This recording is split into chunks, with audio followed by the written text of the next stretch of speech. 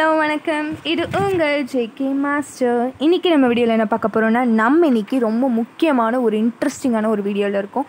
So என்னென்னா, இப்போது இன்னையோட பார்த்தீங்கன்னா உங்களுக்கு ரிவிஷன் எக்ஸாம் 2 வந்து முடியுது. ஸோ ரிவிஷன் எக்ஸாமுக்கு அப்புறம் பார்த்தீங்கன்னா ஜஸ்ட் நம்மளுக்கு ஒரு 20 days தான் இருக்குது. எவ்வளோ நாள்?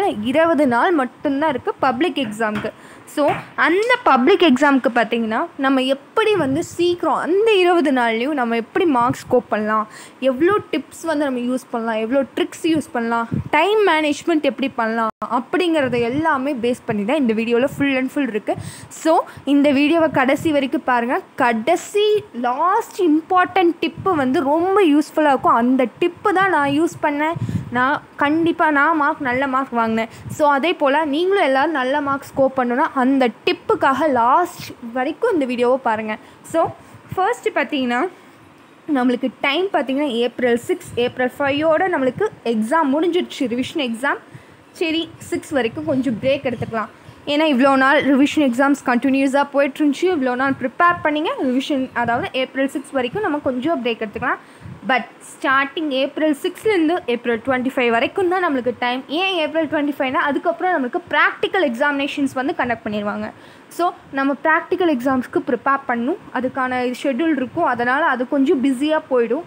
April 25 வரைக்கும் மட்டும்தான் நம்மளுக்கு டைம் இருக்குது பப்ளிக் எக்ஸாமுக்கு ப்ரிப்பேர் பண்ணுறதுக்கு. ஃபர்ஸ்ட்டு பார்த்திங்கன்னா இந்த டிப்ஸை நீங்கள் யூஸ் பண்ணிங்கன்னா கண்டிப்பாக சொல்கிற 580+ கண்டிப்பாக ஷியோராக வாங்கலாம்.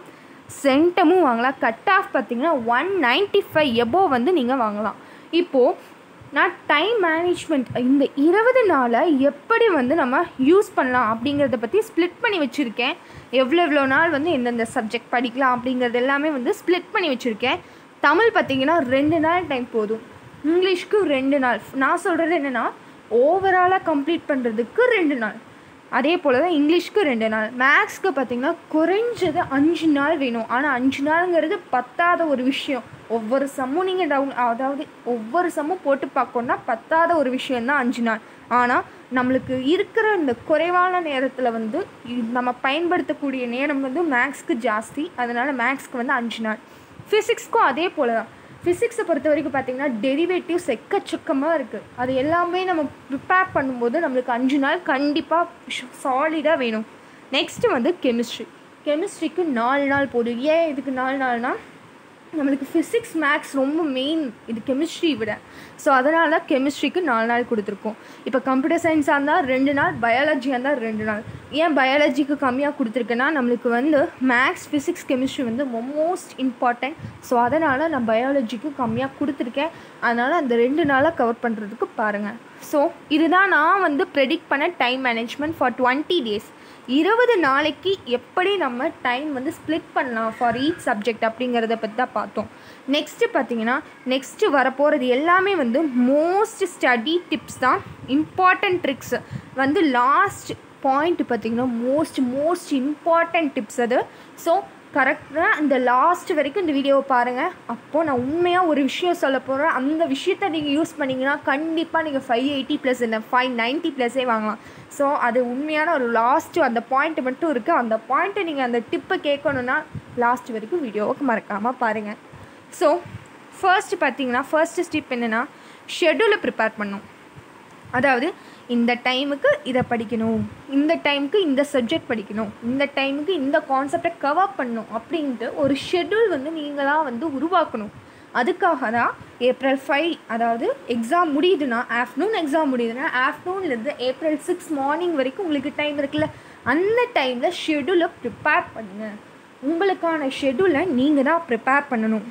நீங்கள் தான் மார்க் வாங்க போகிறீங்க. ஸோ அதனால் நீங்கள் தான் வந்து உங்களுக்கான ஷெட்யூலை வந்து ப்ரிப்பேர் பண்ணணும். அதுக்கப்புறம் பார்த்திங்கன்னா arrange a place and time. உங்களுக்கான ஒதுக்கீடு, அதாவது வீட்டில் இருந்தால் வீட்டில் இந்த இடத்துல உட்காந்து படித்தா நல்லா படிப்போம், அதாவது ஸ்டடி டேபிளில் இருந்தால் நல்லா படிப்போம், வெளியில் வராண்டாவில் உட்காந்து படித்தா நல்லா படிப்போம், அப்படின்னு நிறைய பேர்த்துக்கு நிறைய இஷ்யூ இருக்குது. பெட்டில் உட்காந்தா நிறைய பேர் படிக்க மாட்டாங்க. அந்த மாதிரி நிறைய இஷ்யூஸ் இருக்குது. அதனால் உங்களுக்கு எந்த பிளேஸ் கம்ஃபர்டபுளோ அந்த பிளேஸை சூஸ் பண்ணி அங்கே வந்து நீங்கள் உட்காந்து படிக்கணும். அதுக்கான பிளேஸை அரேஞ்ச் பண்ணுங்கள். இதே ஸ்கூலாக இருந்தாலும் இங்கே எங்கே உட்காந்து தனியாக உட்காந்து படித்தா நல்லா படிக்க முடியும் அப்படின்னு நிறைய பேர் இருக்கலாம். ஸோ அதுக்கான பிளேஸை வந்து நீங்கள் தான் அரேஞ்ச் பண்ணணும். அதுக்கான டைமையும் நீங்கள் தான் அரேஞ்ச் பண்ணணும். ஃபர்ஸ்ட்டு ஷெட்யூல் பண்ணணும், அதுக்கப்புறம் arrange a place and time. Next know about your study method. உங்கள் ஸ்டடி மெத்தட் வந்து உங்களுக்கு ஃபர்ஸ்ட்டு தெரியணும். நீங்கள் எப்படி படிக்கிறீங்க ஃபர்ஸ்ட் வந்து நோட்டீஸ் பண்ணி பாருங்கள். இப்போ ஒரு கொஷின் படிக்கிறேன்னா அந்த கொஷினை எவ்வளோ நேரம் படிக்கிற, அது எப்படி படிக்கிற, அண்டர்ஸ்டாண்ட் பண்ணி படிக்கிறியா இல்லை இது மக்கப் பண்ணுறியா என்னன்னு ஃபர்ஸ்ட் வந்து உங்கள் ஸ்டடி மெத்தடை நீங்கள் உங்களுக்கு தெரிஞ்சிருக்கணும். உங்களுக்கு தெரிஞ்சால் மட்டும்தான் அந்த மெத்தடை வந்து நீங்கள் ஃபாலோ பண்ணலாமா இல்லை வேறு ஏதாவது மெத்தடை ஃபாலோ பண்ணலாமா அப்படின்னு யோசிக்க முடியும். ஸோ நான் சொல்லிட்டேன். லாஸ்ட் டிப் பார்த்தீங்கன்னா நம்ம மெத்தடு வந்து எப்படி இந்த மெத்தடு யூஸ் பண்ணால் உண்மையாக சொல்கிறேன். நான் லாஸ்ட் மெத்தடு கொடுத்துருக்க மெத்தடு வந்து நீங்கள் யூஸ் பண்ணிங்கன்னா 585+ நீங்கள் கண்டிப்பாக வாங்கலாம். ஸோ அந்தளவுக்கு ஒரு மோஸ்ட் இம்பார்ட்டண்ட் மெத்தட் தான் அங்கே கொடுத்துருக்கேன். ஸோ அதை வந்து லாஸ்ட் வரைக்கும் பாருங்கள். நெக்ஸ்ட்டு பார்த்தீங்கன்னா உங்கள் மெத்தட் தெரிஞ்சுருக்கணும். அதை நீங்கள் எப்படி யூஸ் பண்ணணும், அதை யூஸ் பண்ணலாமா வேணாமான்னு ஃபர்ஸ்ட்டு தெரிஞ்சுக்கணும். அதே போல் இந்த மெத்தட் உங்களுக்கு சரி வரல அப்படின்னா புதுசாக ஏதாவது கற்றுக்கணும். அதை நான் லாஸ்ட்டில் ஒரு பாயிண்ட் சொல்கிறேன்னு சொல்லியிருக்கேன். ஸோ அதுக்காக வெயிட் பண்ணுங்கள். Next study at least for 45 minutes. 45 நிமிஷமாவது அட்லீஸ்ட் படிக்கணும். ஏன்னா நம்மளுக்கு வந்து பப்ளிக் எக்ஸாம் வந்து நெருங்கிடுச்சு. நான் சொல்கிறது ஃபார் ஈச் ஹார் நான் சொல்கிறேன். ஒரு ஹார் அதாவது ஒரு மணி நேரத்துக்கு 45 நிமிஷம் படிக்கணும்னு சொல்கிறேன். நீங்கள் ஓவராலாக 24 hours நான் சொல்ல, நீங்கள் படிக்கணும்னு நீங்கள் ஆல்ரெடி நான் உங்களை டைம் அலோகேட் பண்ண சொன்னேன்ல, அந்த ஷெட்யூல் படி ஒரு 45 minutesக்கு ஷெட்யூல் இது வந்து செட் பண்ணுங்கள். அப்போ தான் பார்த்தீங்கன்னா 45 நிமிஷம் தொடர்ந்து படிங்க. ஒரு 15 நிமிஷம் வந்து பிரேக் விட்டுக்கலாம். 10 நிமிஷமே வந்து நீங்கள் பிரேக் விட்டுக்கலாம். For each 45 minutes take a break. பிரேக்னால் எப்படி, நீங்கள் டீ குடிக்கலாம், இல்லை சின்னதாக ஒரு வாக் போயிட்டு வரலாம், மூடை ரிலாக்ஸ் பண்ணுற மாதிரி சாங்ஸ் கேட்கலாம், இல்லை டிவி பார்க்கலாம். டிவி பார்த்தீங்கன்னா அடிக்ட் ஆகிடுவீங்க. ஸோ அதனால் மறுபடியும் டிஸ்ட்ராக்ட் ஆகிடுவீங்க. ஸோ அந்த மாதிரி வேண்டாம். சாங்ஸ் கேட்கலாம், இல்லை வேறு ஏதாவது கொஞ்ச நேரம் தூங்கலாம். நீங்கள் நல்லா தூங்கலாம் அந்த டைமில். ஸோ அந்த மாதிரி எதாவது பண்ணுங்கள். நெக்ஸ்ட்டு பார்த்திங்கன்னா உங்களுக்கு பெஸ்ட்டு டிப் என்னென்னா ஸ்டடி இன் ஏர்லி மார்னிங். அதாவது 4 மணிக்கு விடிய காலையில் எழுந்திரிச்சு படித்து பாருங்களேன். ஒரு தடவை எழுந்திரிச்சு படித்து பாருங்கள். நைட்டு நேரத்தில் தூங்கிடுங்க. காலையில் 4 மணிக்கு எழுந்திரிச்சு படித்து பாருங்கள். மத்தியானம் தூங்குங்க. மத்தியானம் யாராலையும் படிக்க முடியாது. ஸோ அந்த டைமில் வந்து கொஞ்சம் ரெஸ்ட் எடுத்துக்கலாம். இதே வந்து மார்னிங் எழுந்திரிச்சு படிக்கும்போது உங்களுக்கு அப்போ தான் வந்து மைண்ட் வந்து ரொம்ப ஆக்டிவாக இருக்கும். நான் சொல்கிற மெத்தட் வந்து லாஸ்ட்டாக ஒரு மெத்தட் சொல்கிறேன்னு சொல்லியிருந்தேன்ல, அந்த மெத்தடும் இந்த மெத்தடும் மிக்ஸ் பண்ணி பாருங்களேன். கண்டிப்பாக நீங்கள் நல்ல மார்க்ஸ் ஸ்கோர் பண்ணுவீங்க. ஸோ மார்னிங் வந்து நம்ம மைண்ட் ஆக்டிவாக இருக்கும். அதனால் study in early morning. Next பார்த்தீங்கன்னா ஸ்டே ஹைட்ரேட்டடாக இருங்க. தண்ணி குடிச்சிக்கிட்டே இருங்க. ஃபார் ஈச் பிரேக்கும் நீங்கள் வந்து தண்ணி குடிங்க. தண்ணி குடித்தா தான் நல்லா ஹைட்ரேட்டடாக இருந்தால் மட்டும்தான் நம்ம மைண்ட் வந்து நல்லா ஆக்டிவ் ஆகும். அப்போ தான் நம்மளால் நிறைய கான்செப்டை வந்து அண்டர்ஸ்டாண்ட் பண்ண முடியும், நிறைய கான்செப்டை வந்து நம்ம உள்வாங்கிக்க முடியும். ஸோ அதனால் stay hydrated and meditate in a break. Meditate பண்ண முடியாது யாராலையும், பட் ஆனால் மெடிடேட் பண்ண ட்ரை பண்ணுங்கள். மெடிடேட்னா கண்ணை மூடி அந்த பிரேக் டைம் இருக்குல்ல, ஒரு 15 நிமிஷம் பிரேக் சொன்னோமா, அந்த 15 நிமிஷம் பிரேக் ஒன்று தூங்குங்க, இல்லை அப்படியே கண்ணை மூடி அப்படியே உட்காருங்க. அந்த மாதிரி ஏதாவது பண்ணுங்கள். அந்த மாதிரி பண்ணும்போது உங்களுக்கு மைண்ட் வந்து ரிலாக்ஸ் ஆகும். மறுபடியும் நிறையா வந்து படிக்க ஆரம்பிக்கலாம்.